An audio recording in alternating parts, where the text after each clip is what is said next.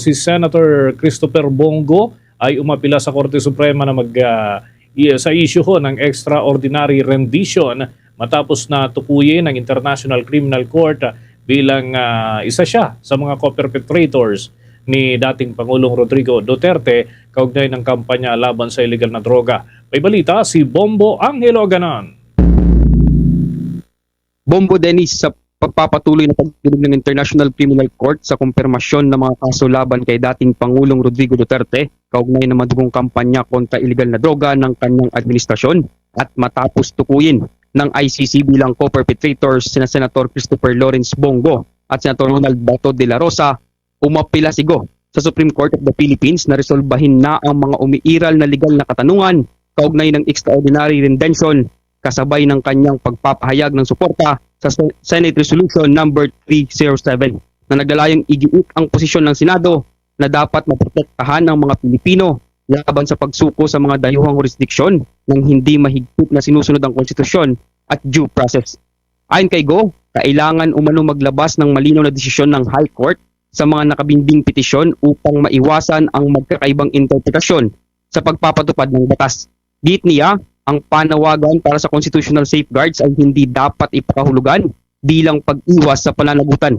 Aniya, dapat pahintulutang magpatuloy sa trabaho ang mga halal na opisyal habang nililinaw ng ang mga legal na issue alinsunod sa batas.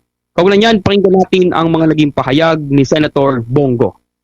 Last year, the Supreme Court released rules on extradition proceedings. However, may mga nagsasabi na applicable lang po ito sa state-to-state request for extradition. Hanggang ngayon, parang may gray area po dyan. Sana po'y once and for all, masettle na po ito ng Supreme Court. Co-equal branches nga po ang tawag sa atin dito. Executive, Legislative, and Judiciary. At posibleng kung sakali ay ang Executive ang mag-i-implement. At posibleng sakali, legislative po ang natatamaan. So once and for all, sana po matuldukan na po ito ng judiciary. Sila naman po ang final arbiter. Sa kabila ng pagbanggit ng ICC kay Go bilang kasabwat umano ni Duterte sa war on drugs, tiniyak ng senador na handa at patuloy siyang tumutupad sa kanyang tungkulin sa Senado.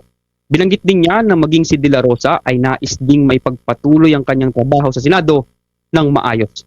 Muli, pakinggan natin ang mga naging pahayag ni Senator Bongo. Mismo, tinatanong nila. Ako naman po yung nagtatrabaho, Lunes hanggang Linggo po. Serbisyo ko po magserbisyo sa ating mga kababayang Pilipino at naniniwala po ako na ang serbisyo po sa tao ay serbisyo po yan sa Panginoong Diyos.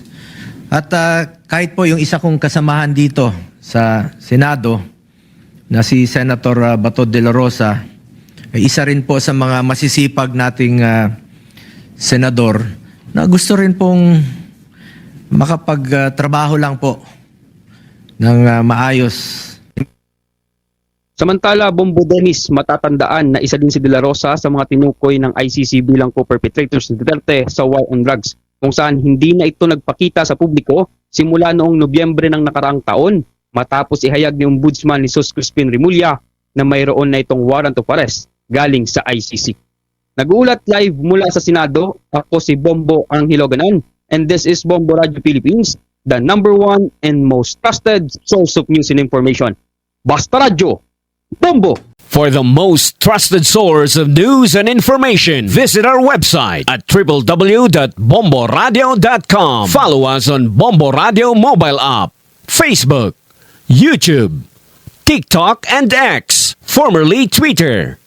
Like, share, and stay connected. Anytime, anywhere.